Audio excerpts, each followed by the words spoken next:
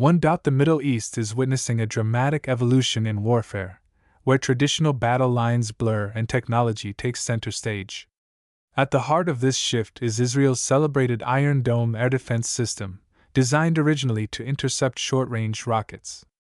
Wired +2, the independent +2 on the opposing side, Iran and its proxy forces are deploying vast swarms of unmanned aerial vehicles, UAVs, and drones, a drone army that seeks to overwhelm and avoid detection.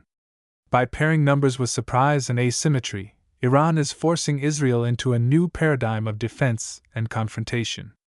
This isn't just about missiles anymore, it's about waves of small, cheap drones, smart coordination, and saturating the skies.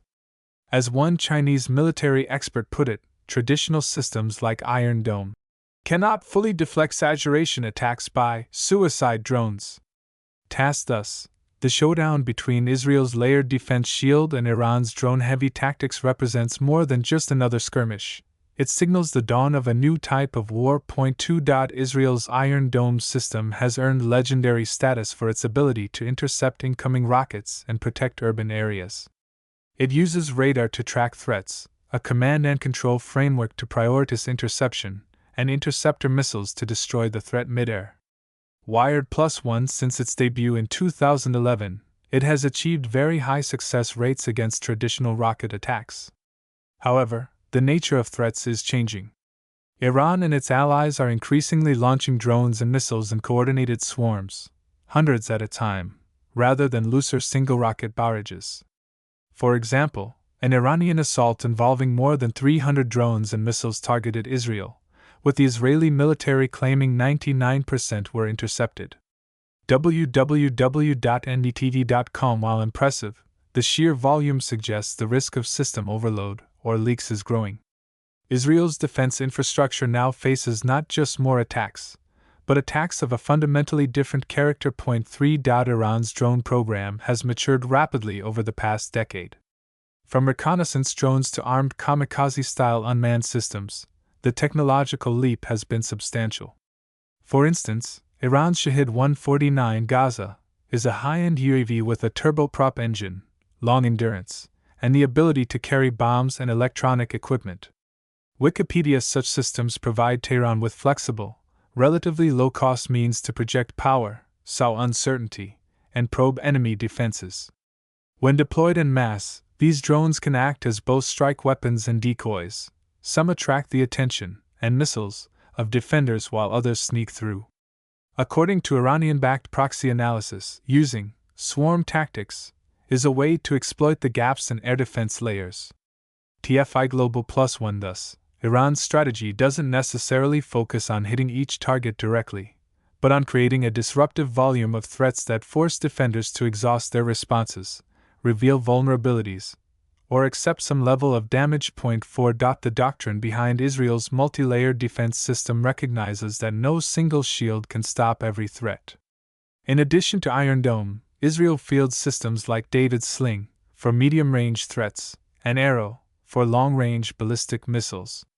Business Standard +1. During the April 2024 barrage, the IDF activated this full suite of defenses to counter Iran's attack. Mint +1. With each layer designed for a specific class of threat, Israel strives to minimize damage from rockets, cruise missiles, and UAVs alike. Yet even this complex architecture has limits. The sheer number of simultaneous threats deployed by adversaries such as Iran stresses command, decision-making, and interceptor supply. When defenders must choose which threats to engage and which to ignore, due to cost or risk, the decision calculus becomes as important as missile performance. So the current clash is not just hardware against hardware, but system design, logistics, and tactics against innovative offense. 5. In the recent escalation, Iran launched hundreds of drones and missiles toward Israel almost overnight. According to the Israeli military, more than 300 threats were fired, yet about 99% were intercepted. www.ndtv.com +1. While this suggests remarkable performance from Israel's defenses, it also raises critical questions. What about the remaining 1%? What if those missed defenses and hit critical infrastructure or civilian sites? Indeed, Analysts note that no system can claim perfect coverage, and as Iran's capabilities grow, even small gaps could have large consequences. The Economic Times, furthermore, interception operations come at high cost, financial, logistic, and in terms of public perception. The defenders must sustain high readiness, keep interceptor stocks replenished, and manage public anxiety when sirens wail and missiles streak across the horizon. 6.1 of the key vulnerabilities in Israel's defense model is cost. Each missile interception by Iron Dome costs tens of thousands of dollars, while the attacking drone or rocket might be deployed for a few thousand or less. This cost asymmetry means that repeated attacks, especially by low-cost drones, can desperately strain the defender's budget and resources. Analysts highlight that Iran's use of mass-produced, comparatively cheap UAVs is partly intended to exploit this imbalance. In response, Israel is developing the Iron Beam laser-based defense system, which promises a much cheaper cost per interception. The Sun Plus One. This kind of shift suggests that the battle of attrition is as much about economics as it is about radar and missile speeds. 7. The drone army concept shifts war from single dramatic strikes to continuous streams of threats. Iran and its proxies deploy UAVs not just for standalone missions but as part of layered pressure. Surveillance drones detect launch sites, kamikaze drones strike targets, and decoy drones force defenders to react. This volume-based assault technique challenges the traditional defensive paradigm, which assumes threats will be limited and identifiable. As one report noted, Iran-backed groups may launch thousands of drones. One recent Israeli base was attacked near Binyamina with more than 1,500 drones claimed. INSS. The logic is simple: overwhelm the system, force a breakdown, create confusion. The result is a war of attrition and saturation rather than isolated battles. 8. Israel's response points to both technological innovation and tactical adaptation. The IDF has incorporated real-time intelligence, advanced radar networks, and integrated command centers capable of distinguishing drone swarms, conventional missiles, and more exotic threats. In a Global Plus One, the ability to track thousands of potential threats and decide which to intercept and which to ignore becomes vital. Israel also invests in preemptive measures, seeking to locate and destroy launchers deep inside enemy territories, or degrade adversary infrastructure before the attack even occurs. This reflects a holistic view of defense that goes beyond simply shooting down incoming threats. The front line is now both the sky and remote launch sites thousands of miles away. 9. Geopolitically, this confrontation between Israel and Iran has broader implications. When drones and missiles crisscross borders, the risk of miscalculation, escalation, and wider regional conflict rises. For instance, when Iran launched its mass drone and missile assault as retaliation for a strike in Syria, it prompted global condemnation and concern over regional stability. The Guardian Plus One. Israel's reliance on U.S. and allied support in maintaining its defense posture also underscores the global dimension of the conflict.